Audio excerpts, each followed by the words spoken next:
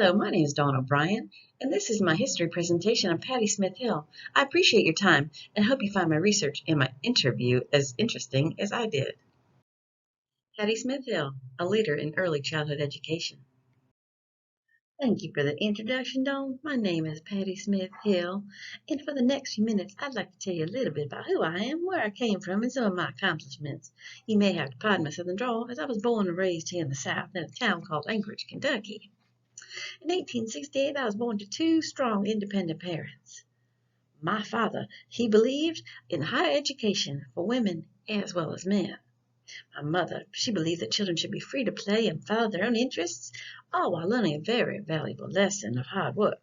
My siblings and I were allowed to play with real live objects like hammers and nails, for instance. We played and built and constructed.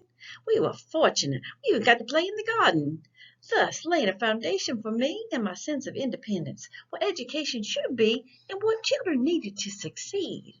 When I was 18 years young, I graduated and I started a position at Louisville Kindergarten Training School. I was the first and youngest student teacher. In the 1800s, educational systems were based on the German Educator, who created the first kindergarten. His name was Froebel. I was granted the luxury to freely interpret his ideas. So my hard work paid off, and I was able to introduce my progressive philosophy to kindergarten teaching. Because you know what I say, that play is learning and learning is play.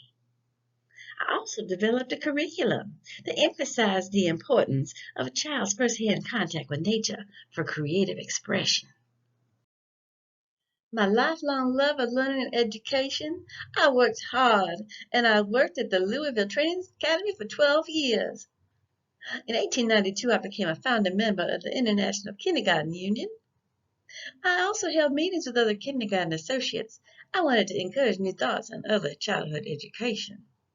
I spoke on alternative methods of interpretation of Froebel's ideas, not suggesting that educators should not study his theory, but to not only accept his approach to early childhood education. In 1905, I was offered a position at Columbia University.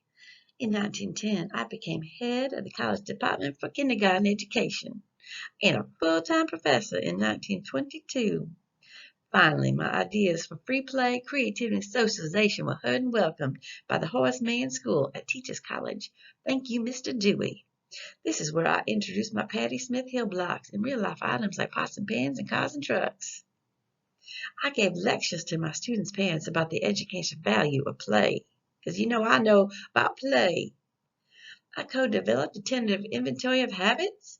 That's a list of 84 preferred kindergarten thoughts and behaviors toward which education should be directed. In 1924, I helped create the Institute of Child Welfare Research. And then in 1926, my drive and dedication for young children led me to help found and serve as the first president of the National Association for Nursery Education, better known as the National Association for the Education of Young Children, NAEYC. A few more accolades in my accomplishments. I assisted Russia in the development of kindergarten programs. I wrote a series of books relating to the values of conduct curriculum. I retired from the Teachers College in 1935 and became involved in the Federal Emergency Nursery Schools, which is the Manhattanville Project began. The project included the development of a neighborhood nursery school called Hilltop. The program lasted from 1932 to 1938. Throughout my retirement, I continued my involvement at Teachers College. Still had my speaking engagements. It was a labor of love, the education of young children. My life ended May 25th, 1946, at the age of 76. I might be bragging, but my sister Mildred and I wrote a pretty famous song here in the U.S. The song started as a simple song to start our day at school. The song, Good Morning to All.